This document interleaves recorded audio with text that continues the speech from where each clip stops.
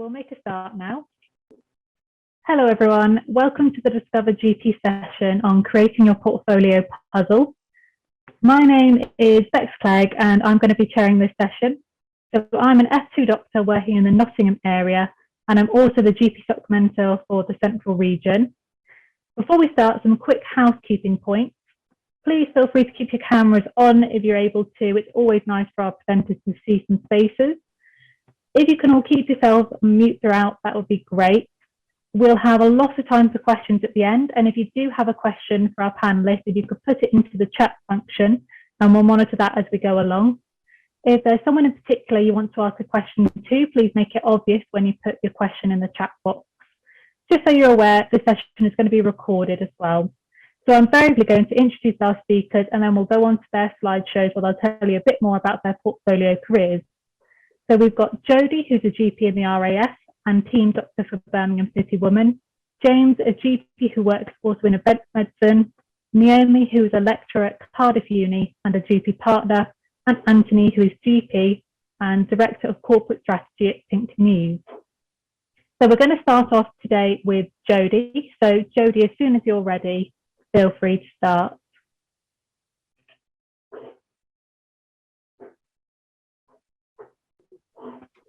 Okay, so I'm just waiting for the slides to come up. My name's Jodie. I'm a GP in the Royal Air Force. So I joined the Royal Air Force when I was in my last year of medical school. So why did I join? I thought I'm going to be in the NHS for the rest of my life. Why don't I do something sort of a little bit different to begin with? So joined up then and did you still do all your training in the NHS. I did all my foundation training and my GP training in NHS establishments with the exception of a couple of placements. But I did in between my foundation years and my GP training, did my general duty years. And that's when you go and do your officer training, which is the picture on the left there. That's our passing out, our graduation from doing 11 weeks of rolling around pretending to be soldiers while getting paid to be doctors, which was quite nice. And then after doing that, went and did some tours around doing different things. So the first thing I did was work with the Chinook Force, which is the helicopter in the bottom right. And did some deployments with Marines to Norway, doing training there, and was lucky enough to get to do some flying. So it's been an amazing experience being part of the Royal Air Force because it's allowed me to travel overseas, which kind of brings me on to my next point. So thinking about portfolio careers, being a GP and being in the Air Force kind of gave me the core skills to go and do some other quite interesting stuff. So I was very lucky to go and do some extra training in pre-hospital emergency care as part of my GP role in the military. And by doing that, it allowed me to then do some expedition medicine. So hopefully if you click on the videos, Kim, they should come up. So I've been really lucky to go and do some work in France. This is teaching in a course in Chamonix. Got to go and doctor up on Kilimanjaro for 400 students who are going up Kilimanjaro. So this is where we lived and worked in this video if it continues. And then as part of that as well, we went and did expeditions and stuff across in Zanzibar as well. So that's where the horse is on the left. So by doing GP and getting all my GP skills together, it's allowed me to kind of come and do some of these exciting things. So if we move on to the next slide. So the thing that you kind of come to these talks about, and it's all about portfolio careers, and it's really exciting to kind of see what everyone does. And you'll see some really exciting things from the other speakers of today as well. But I think the key thing, if you're thinking about building your career, is kind of the building blocks that you need to kind of keep current, and sort of the skills you need to have to make sure you manage it all. So for me, being a GP and seeing patients is sort of the core of what I do. So despite kind of flying off doing all these exciting things, the thing that I really love is that face-to-face interaction with patients wherever that is in the world. And that's the thing that I always keep at the center of all my practice. So I'll always make sure, whether I'm doing academia, whether I'm doing research, whether I'm doing sort of sports med, I'll always make sure I've got my clinical sessions every week, to stay current and to make sure that I'm kind of true to my own GP values. And the thing that I sort of I would encourage you to do is whenever you're kind of thinking about your portfolio careers, whether that is in sports medicine, because I work with Birmingham City women as well, whether that's in the military, whether that's traveling, is that you find a group of people that are kind of your tribe, and kind of get you, because that makes whatever job you're doing in your portfolio career just all that more exciting. It's really easy to say yes to everything, and you'll find this as you go through your career, opportunities will come up, and you need to kind of make sure that what you're doing are the things that interest you, and then you get good stuff from, because there's no point being exhausted kind of running all around the UK or around the world trying to do all these different portfolio jobs if you're not enjoying them. So I'm really lucky as a result of doing the portfolio role I did, so to meet some really interesting people. So the people on the biggest picture there are the First Five committee. So as one of my other hats was doing some sort of leadership stuff, and that's how I kind of met the First Five committee via the RCGP.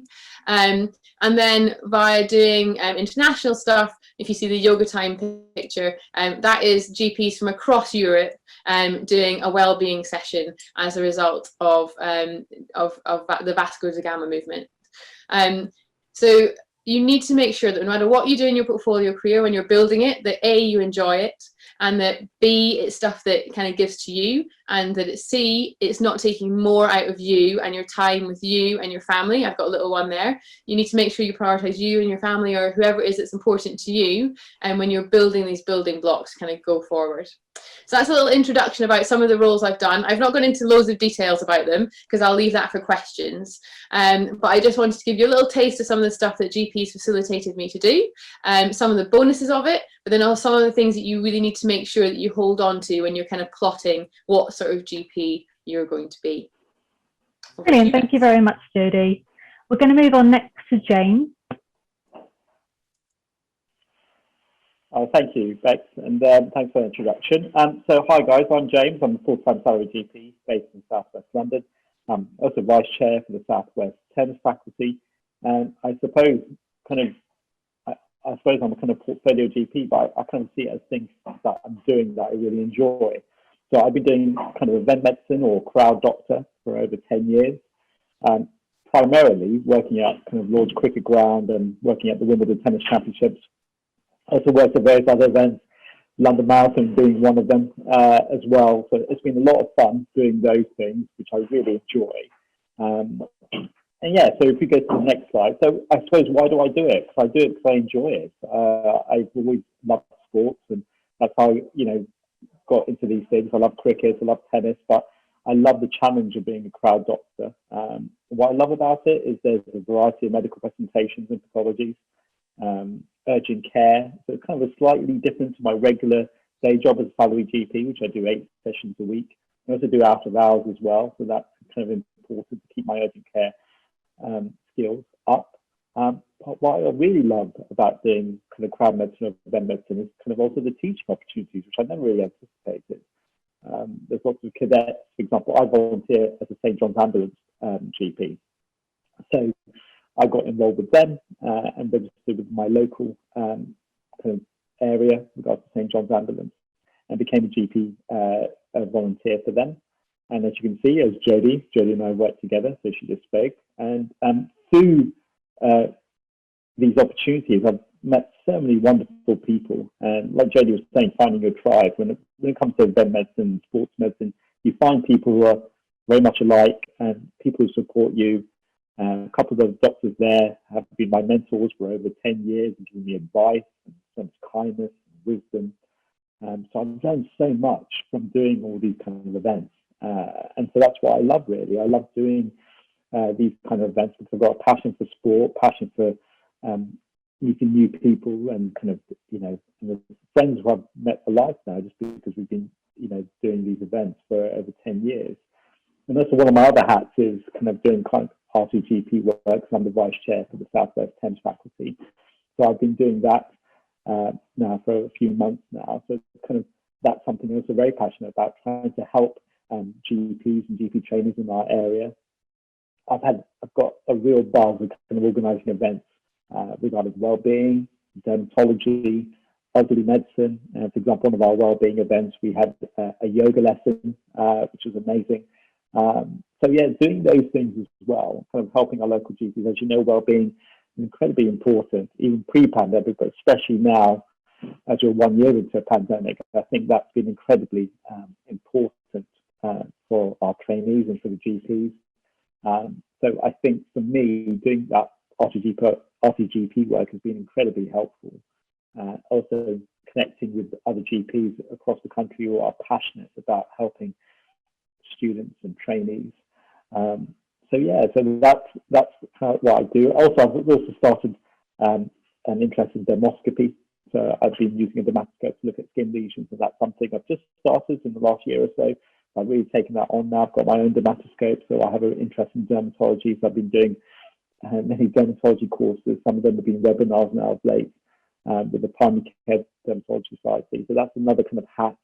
But when people talk about portfolio GPs, it sounds very official to me. For me, it's just, it's about doing things that you love and doing things that you're passionate about, doing things that you find fun, but also knowing your limits as well. So similar to what Jodie was saying, don't do too many things that kind of spread you too thin. I'm married with 3 children, so that's also quite busy. So I know where my priorities lie, but at the same time, I just try and do things that I enjoy and try and do things that will help fellow trainees, junior doctors, and medical students.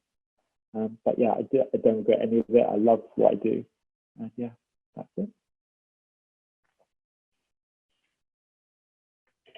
Sorry, I was muted there. Thank you, Jane. We're moving on to Naomi next. Hiya, my name is Naomi Stanton. I'm a clinical lecturer in Cardiff University, a GP partner and cluster lead for our practice, and a GP appraiser. So just very quickly, Wales is a bit of a different setup in terms of the NHS and GP schemes to England. Rather than having CCGs, we have clusters where we have groups of practices that all work together to look at the health needs of our population and try and work out how we can manage those. And we get a small budget to be able to set up schemes and then try and test things out to see whether they make any difference to our patients. So just a little bit about my career. I started as a junior doctor in one of our local district general hospitals up in the valleys, and as a result of that I just fell in love with the Glamorgan Valleys and did the GPS scheme for that. I did, once I completed that, I then became an academic fellow in the Department of General Practice in Cardiff University. And that was really to give me some time to become a GP, but also to explore research and teaching a little bit more, because those were areas that I wanted to develop. During that time, I did a diploma in epidemiology, and I did some research projects, some of which I managed to publish. I also managed to go abroad to conferences in places like Amsterdam and Maastricht and present some of my findings. And I also did a certificate in medical education and carried on with teaching. As part of the academic fellow scheme, I became a salaried doctor in the practice that I'm now a partner in. So I sort of just found my niche, as the other two have said, and that's where I really love practicing. So that's where I do my day-to-day general practice work, and I've worked as to become the lead for the practice in terms of the COVID response that we had to do in terms of staff development, and do lots of mentoring with our nurse practitioners and with our community pharmacists that we work with as well, so that they have got their independent prescriber status as well.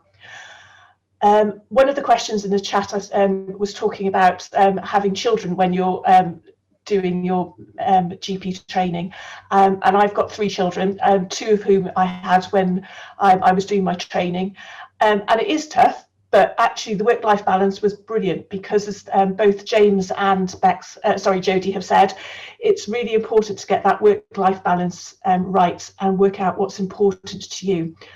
I really am interested in looking at health inequalities and trying to work out how we can address these. And as part of that, that's where one of my remits as a clinical lecturer in Cardiff University, I want to get medical students into the community a lot more and into the areas where we are struggling to recruit GPs, and they're really important and become part of the community.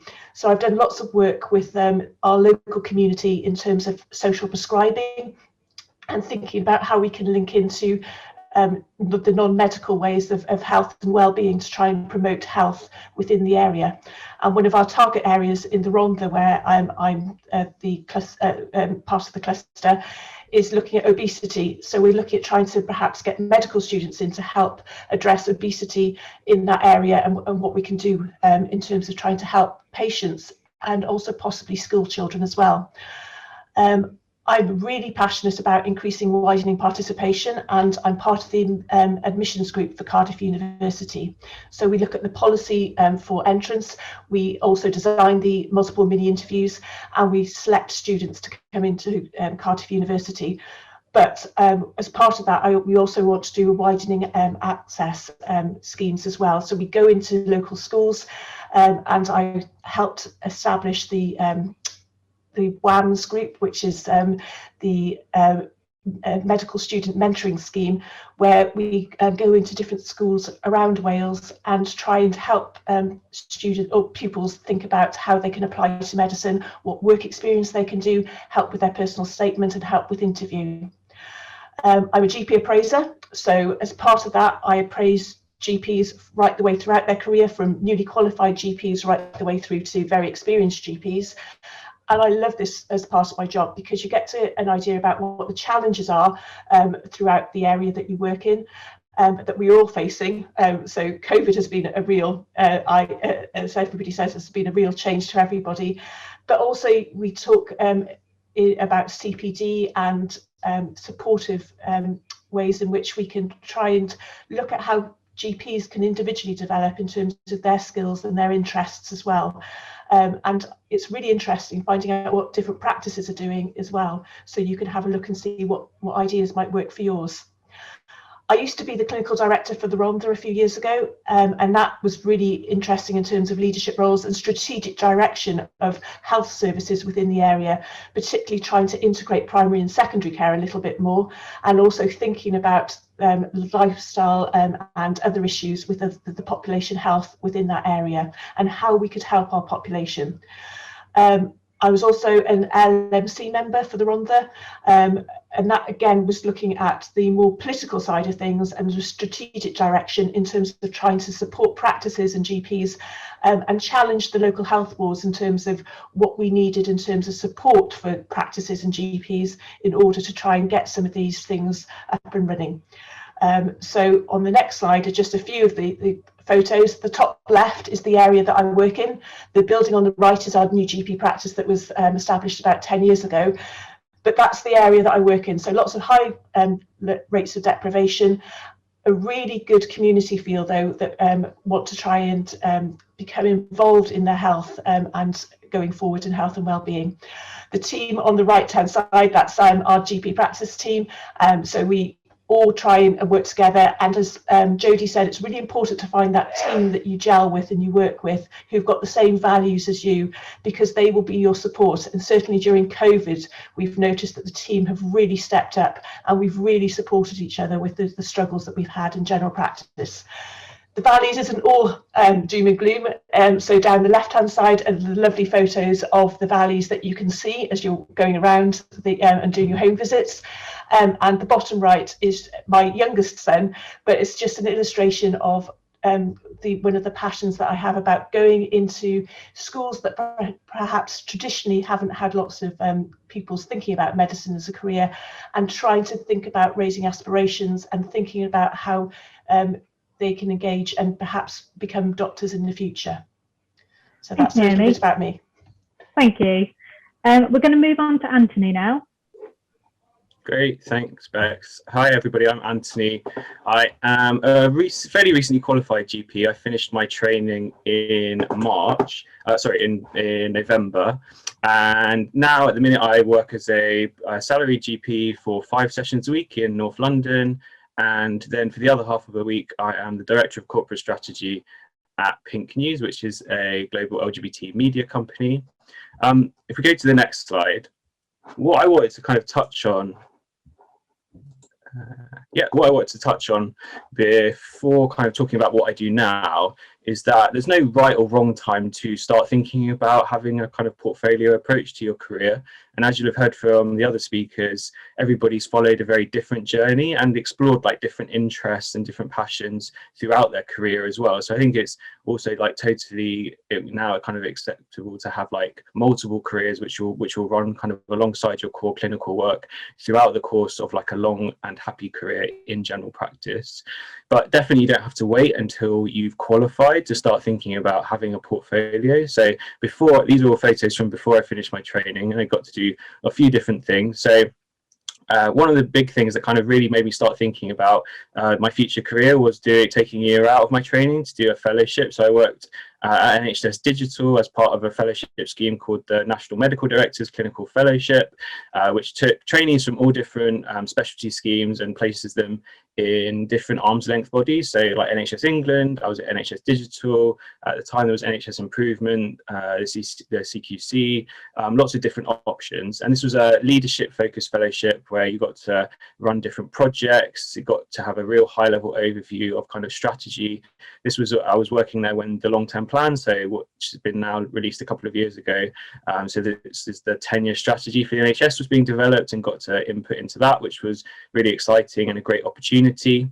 And then while I was doing that, I also got very much involved in the college as well. So I became a local rep for trainees in my area in northwest London, and did that for about a year, and then put myself forward to be the chair of that group. So and was like successfully elected, and had a really amazing year being the chair of that group. And it was during a particularly difficult time during the first waves of COVID, where there were lots and lots of changes to training. So it was a really fantastic experience to get to be part of that and be involved in those decisions as they were happening, and also to get to work with a group of fantastic colleagues. We have over 60 reps representing trainees all over the country, and it's a really fantastic opportunity to get to know other people, to get to know what's happening in other areas, and then to develop those kind of like leadership and management skills, which have been really important to my career as it's developed. Alongside that, at the college, I also was very much involved in their LGBT steering group. There's some photos from Pride up in the top corner. We became the first ever Medical Royal College to take part in a Pride March in 2019. I also was a clinical support fellow for person-centered care at the college, which was a fantastic opportunity to start thinking about personalized care models and how we can incorporate and embed that into day-to-day clinical practice. And then I also got to do something called TEDx NHS, which was bringing like TEDx events to the NHS. So was one of the co-organisers for that, and still involved in the strategy board for that group as well. So this was all while I was doing my training. And then if we go to the next slide, since I finished, I've got to take a much more active role in Pink News. During my training, I was there in much more of an advisory capacity, but since finishing, I've got to balance taking on a proper role as the Director of Corporate Strategy alongside my clinical work. So two very, very different things, but utilising the core skills around leadership, management strategy that I got to develop during my training in a new role. So Pink News is a digital media company. We reach up to 50 million users all around the world each and every month. We've got web content. We're on all of the different social platforms. We've got massive audience on Snapchat, where we've got lots of Discover shows.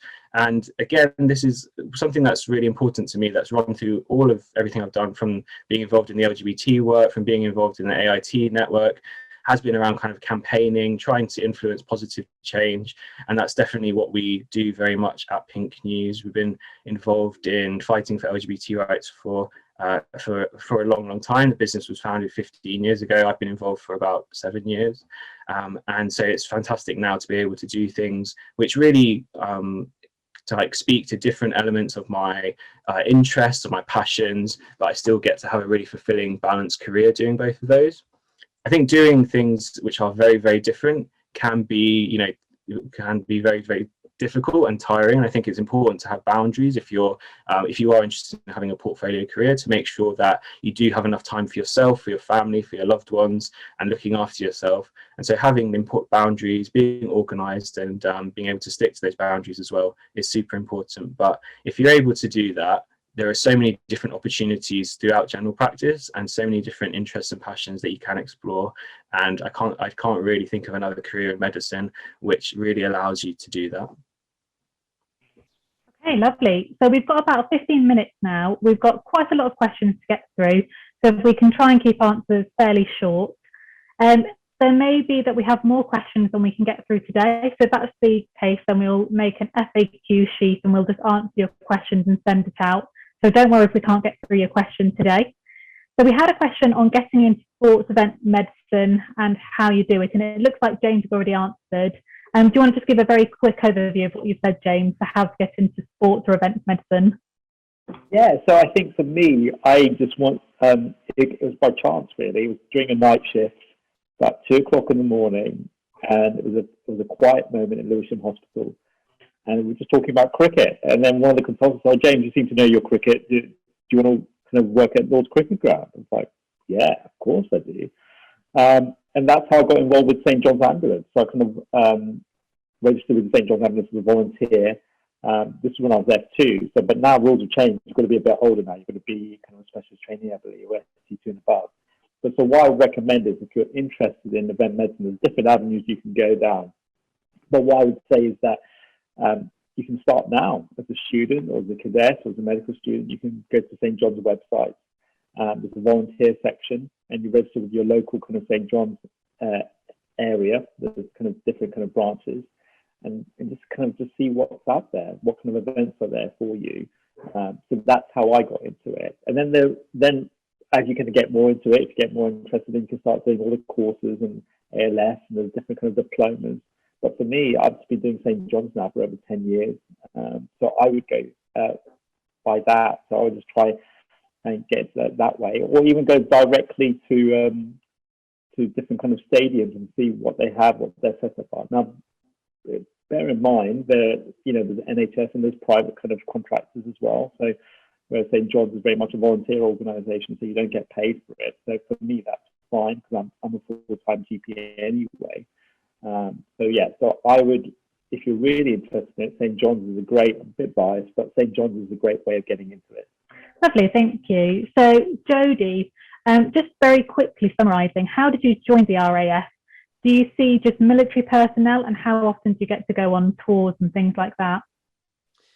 Yeah, so there's a few questions there, so I'll collate them. So first about joining.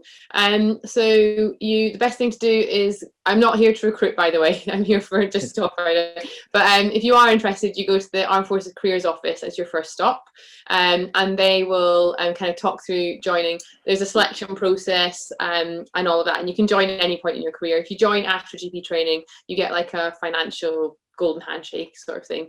So there's lots of ways of joining. So just have a look on the website. Your Armed Forces Career Office is the best way to go about that. In terms of the day-to-day job on the base, so when you're based in the UK, you see mainly the personnel, but you also see their families. So you see lots of military personnel have lots of children because there's nothing else to do when they're in the UK. So they have lots of children, so you see lots of kids, and you see the sort of the families and the contractors, which are often older people as well. So yeah, we don't have lots of people sort of 70 and above, but up to that you kind of get a bit of a mix. And then a lot of us do some NHS work as well. So I do sessions in the NHS now of ours to kind of make sure I'm up to date with my older person care, because that leads me on to deployments. So deployments depends which job you're in. If you're in a normal base, then you'll probably deploy sort of every 18 months to 2 years, and that's usually a 4-month deployment. We've actually reached capacity of doctors now, which we're still recruiting, but we've got a number of doctors we need, so that will probably stretch longer, so probably about 3 years. So going away for about 4 months every 2 to 3 years. And then in between that, you've got small different training things. So one of the ones everyone wants is with the Red Arrows for 3 weeks. They do 2 3-week tours a year, and you travel around like amazing places with them. Or you might go and do marine training. It's what I went to do, go and support them. There's lots of different things that you do aside from that. Now I've got kids. I've got a little one, sorry, single, not plural, and that surprised my husband. So now I've got a kid. I've gone flexible service. So I've actually taken a pay cut. I work 4 days a week in the military and 1 day a week with the women's football team. And then I've taken a pay cut, so I'm not going to deploy. So you have the option to not deploy for 4 years out of 8 if you've got a family reason. So it means I get a pay cut. but I'm happy with that because I've had this great experience up to having children, and now that I've got my priorities have changed, I've been able to kind of tweak my GP career to fit that, and that's a massive benefit of being a GP. So that's a lot of the stuff around the RAF. Yes, that's the main RAF questions. The other bit to collate the questions was lifestyle medicine. So I hate the term lifestyle medicine when I first heard it. I think it sounds really wanky. Sorry, that is a not good word for public consumption, but it sounds a bit like that. It's a bit avocados and running on a beach. And for me, lifestyle medicine is actually about social deprivation and trying to make sure that, you know, we all get a good chance in life, and how we and then how we kind of approach population health. So with lifestyle medicine, there's a whole broad range of things you can do, but mainly it's thinking about sleep, food, health inequalities, exercise, and well-being. So that's the main sort of pillars of it. If you're interested in it, British Society of Lifestyle Medicine is relatively new. They do a student sort of membership, and that's a way of kind of getting more information. And then actually at the University of Birmingham, with a slightly different hat, we're just starting an introduction to lifestyle medicine as a module that you can do online, hopefully face-to-face in the future. So you can have a look at that. That'll be released in about 8 weeks' time. So it's brand new.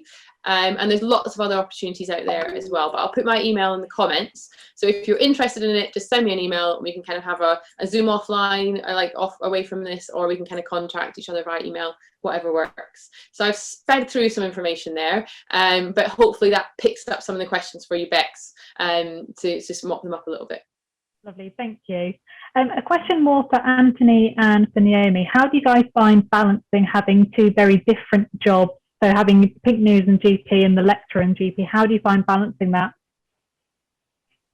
Yeah, I mean, it's I think it's all about having clear boundaries. So obviously, like the two roles that I do are very, very separate, so there's no overlap between them. So my clinical days, so I do 5 sessions. So I work in the GP practice on Monday afternoons, all day Tuesday, and all day Thursday, and the rest of my week is all for Pink News.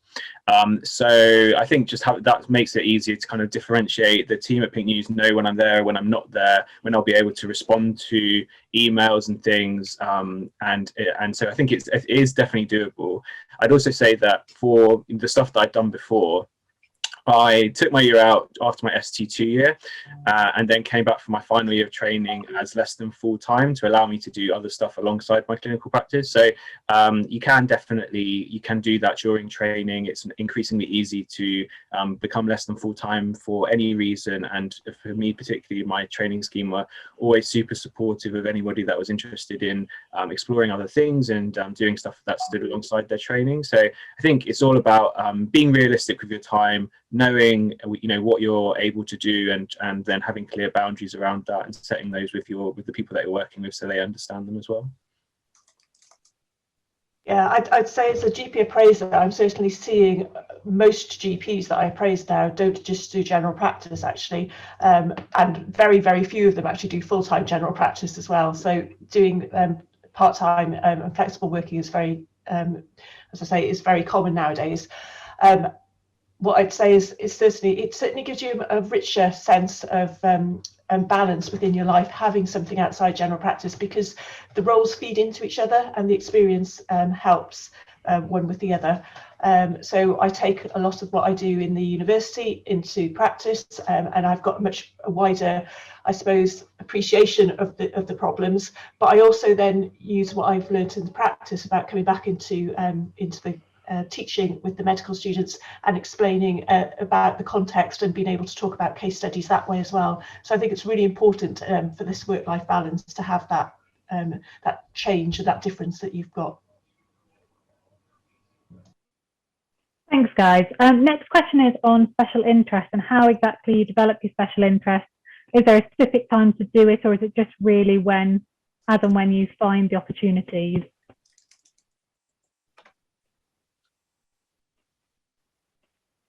So with special interest, it's kind of something that's evolved over the last few years. So I think since the beginning of general practice, we've been portfolio careers. Like if you're a partner, you're a business owner, you're a manager, you know, you're a GP doing clinical sessions, you're already a portfolio doctor. And I think this is just a new term to describe what I think we've all been doing for a really long time. And part of that is specialist interests. So this kind of goes up and down over the years. There's suggestions about what sort of appraisal requirements we should have, and it's still being worked out.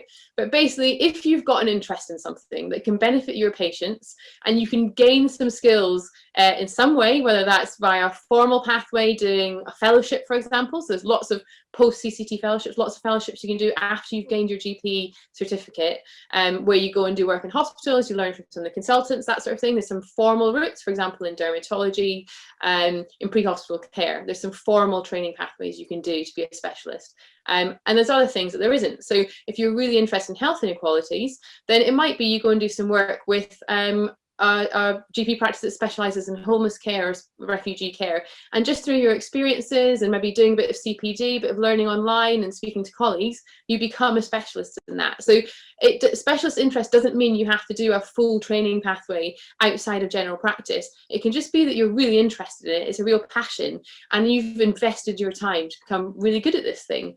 And in time, yeah, that'll probably become more certified. And you know, we love in post-medical care, post-training care, they love getting official certificates. It costs more money, and that's why it comes as a big thing.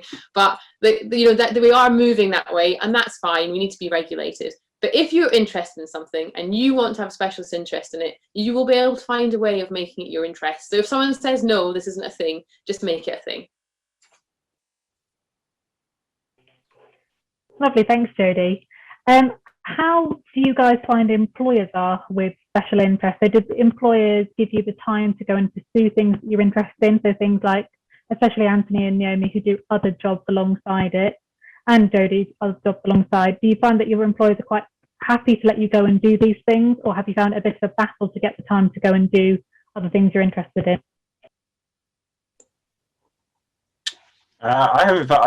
I guess as a GP, you kind of have you have ultimately got control over how much you want to work, and you know, it's always basically, you know, people are always desperate to recruit GPs, and so you're in kind of a strong position when it comes to negotiating. And again, it's being like realistic with your time. So I knew I didn't want to do more than 5 clinical sessions. My, you know, practices will always be looking for a different amount of sessions. That might be anything from like just like around 4 up to like 8, depending on where you're working. But you know, you've got flexibility within that to tell them what you're looking for, you know, setting those boundaries from the outset when you're getting to know them, going for interviews, etc. So once you kind of confirmed that with the practice, then you know, they're not coming saying, oh, can you work this day or that day as well. There's like a, you know, clear pattern to when you're there, when you're not there. And you know, equally, you know, throughout training, you know, often training practices are you know, kind of are pretty flexible when, if it comes to like, you have something else that you want to do, they can like help you fit it into your job plan. So definitely, you know, even though I was less than full time, there was sometimes periods where I knew that I was going to have meetings coming up on certain days. So provided I let the practice know, you know, like well in advance, so that could be built into my rota, they were always really supportive and really flexible about that, because, you know, they recognize that actually the skills you learn outside of the consulting room often are really useful for being in the practice as well. And so if you're in a good training practice which is supported, then that's something that you can also have access to in your training as well. Lovely, thanks. We're just going to quickly go back to James as well on the special interest. Do you want to tell everyone about how you developed your special interest with dermoscopy as well? Oh, thank you, Bex. I'm just following on basically from what Jodie was saying, everyone. So it's taken me a bit longer. So I've been a GP for about 3-4 years now, but I've always had an interest in dermoscopy because I really got into it because my trainer was doing it, and I kind of just shadowed him, and kind of he showed me how to do dermoscopy by the bedside essentially. So I sort of learned from the first hand. So that was a really enjoyable experience for me. But it took a while. I think there was a question on the forum about how you develop a special interest in training, and in my experience, it was quite difficult. I don't think I had the time to do a special interest. And I don't know how other GPs found, but I don't think you have much time to develop a special interest because you're trying to get the kind of practicality of becoming a GP, doing the exams, doing the assessments, etc., and just learning the job essentially. So for me, it was kind of a slow burn. And then the last year and a half or so, kind of just went to a few courses, the Primary Care Dermatology Society, for example, and I bought a dermatology book and kind of studied it, just really got into it. But it's a big commitment, kind of doing a special interest. And so after doing a couple of courses, did kind of the beginner's course and then the intermediate course and things, I just thought, look, you know what, I'm just going to bite the bullet and just get the dermatoscope. So for me, just my experience of getting a specialist interest is more about doing what I love, doing what I found really interesting when I was a trainee, because my trainers were amazing, and just kind of just practicing. Now with the pandemic, it's been really difficult because I wanted to do some dermatology clinics in the hospital. So this last year has been a bit kind of stunted with regards to my kind of learning and my growth as, you know, in that special interest. But I do really want to take that on, and so for me now, for example, I've been seeing more patients face to face because of the skin lesions, because they've been coming in to see me. So for me, what I wanted to add was that you might not be able to develop your special interest as a trainee, but stick with it and take your time. Everyone has their different timetable for it. But if you love it, just go for it. Brilliant, thank you. A question for you, Naomi. How did you get into being a clinical lecturer, and how people look into getting into that? So after I became a GP, the day after I qualified, I became an academic fellow, which was one of the schemes that Cardiff University ran it, and quite a few other universities run it. So I was a qualified GP, but then it was an area where I went into, and I did 2 days in practice and 3 days for the university. And as part of that university role, I was given protected time to do a diploma in epidemiology and to develop research and teaching skills. And that was a 2-year contract. Then following that, I then had an extension from that, and then applied for a lecturer role following that. So it was really a case of, I kept my eye open because I was really interested in academia when I was a medical student, and then again when I was doing my training. So I wanted to see what this would involve. There are other schemes nowadays where you can do very academic jobs right the way from foundation jobs onwards, and those will also build in time for you to get those academic qualifications as well. And then you can apply for the academic teaching roles and research roles as well. Thank you. Just so everyone's aware, if you have a look in the chat function, Jodie and James have both put their emails in there, and Jodie's also put loads of useful links in there for lots of the things we've been talking about. So if you go through there, there'll probably be a lot of answers to questions that you've got. So if we go on to the next question, there was a question about, we briefly touched it earlier, about work-life balance and having children and the like in GP. And I know we've got a varying range of children's ages here. So if you guys want to just quickly chat about how you found going through sort of being pregnant or about to have a baby, how you found maternity, paternity time, and then going back into training with a baby. So I came back from mat leave in November, so quite recently. So there's lots of ways you can do it, and it's what works for you. I had a baby a little bit later, so I'm in my mid-30s now, because I quite enjoyed not having children for quite a long time. So did a lot of traveling, did a lot of sort of having fun sans children, and so I kind of left it a bit later. So I didn't have a baby during training. I think it's quite a good thing if you do it during training, because you're quite protected, and there's lots of benefits to that. But I just wasn't ready, so I waited till later in life, and it's been great for me because I just filled my time doing so many things. Sort of the beginning of my GP career, but then had my baby and come back to work, and then it was a really good opportunity to reflect and kind of think, well, what do I want to keep?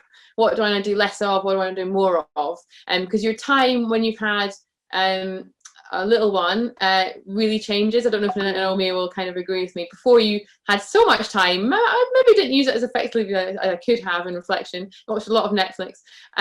But then now that I've got a little one, I kind of value that time I devote to other stuff in a completely different way. So it's been a really good time to reevaluate. This stuff matters to me, widening participation and RCGP stuff matters to me. So this is what I'm going to put my time into. Whereas there's some other stuff I did pre-having a baby, like going away for 4 months at a time. In the future, going to do that again, but now not for me. So I've dialed that down. So that's that for me. It's kind of just reevaluating pre and post baby what's important to me. But I think we do that through, I mean, if you don't want kids as well, that's great. Like, enjoy not having children.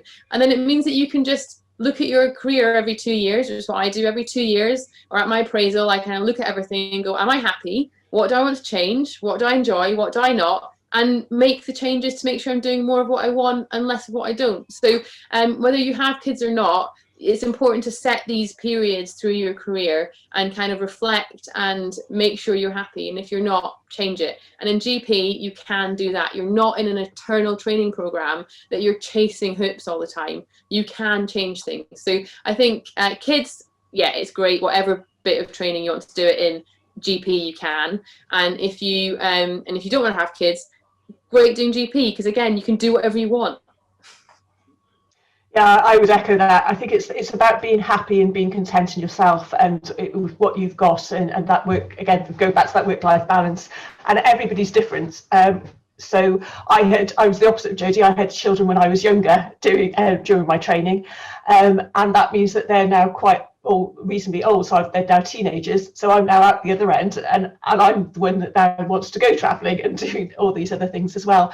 I really envy you, Naomi. You did it the right way around. So definitely. What was I thinking? But it was really, really tough, because at the time I had the children, I really didn't know what I wanted to do. I was doing my GP training and I didn't know what I was going to be able to do afterwards. So all the jobs that I've done since, I've always had to think about, okay, does that work for me at this point in time? And that's why I've done each role as I've done them along, again, weighing up what's important to me at the time, what gives me energy and what I'm enthused about, as well as, what's going to fit into things and where my direction that I want to go in at that time. But everybody's different, and you'll all find exactly what you want to do and what you need to do for yourselves. Thanks, guys. So we're going to have to wrap up in a minute. We're going to just finish with the final question, and that is, what would be your piece of advice for somebody interested in pursuing a portfolio career, any stage from medical school up to foundation year GP trainee? So if you could just summarise very quickly what your one piece of advice would be. Anyone who wants to go first. So I'd say don't hurry to CCT. If an opportunity comes up during training, pre-training, just take it. Don't worry about when you finally become a fully qualified GP. It will come. Just take any opportunity you want to in the lead up to that. Yeah, I'd echo that. I would say be ready to adapt, and just, whatever comes up, if it's something that you really feel passionate about, or it's something that you really want to try it, because you're not going to have anything to lose. Yeah. Sorry, James. No, I mean, kind of similar. I'd say that definitely do take those opportunities. If you ask anybody, at later stages of their career, how they got there, there's no straight line. This is very much like a river which is flowing, has lots of bends in it. So just enjoy that journey and all of the experiences that you get to have along that. Yeah, I'll just kind of echo everyone really, but just kind of do something that you enjoy and you find that you're passionate about. And remember that also you're meeting people that you're going to be friends for life as well. So this is kind of like everyone said, there's no timeline for it, but just make sure you enjoy it and just cherish the times that we have, especially now after 12 months. A lot of this stuff that I do at Lords and Wimbledon, we haven't done it for a year. We haven't done any events for a year. So it sounds cheesy, but this year I really missed doing those events and missed doing those sports grounds. So so don't take for granted. If you find something you're passionate about, just do it, and then you won't regret it, I promise you. Lovely. Well, an enormous thank you to all of you guys for giving up your time today. It's been a really good session. We've got through loads of material and lots of questions. Thanks again, everybody. And I'll hand over now to the next group for the Destination GP session.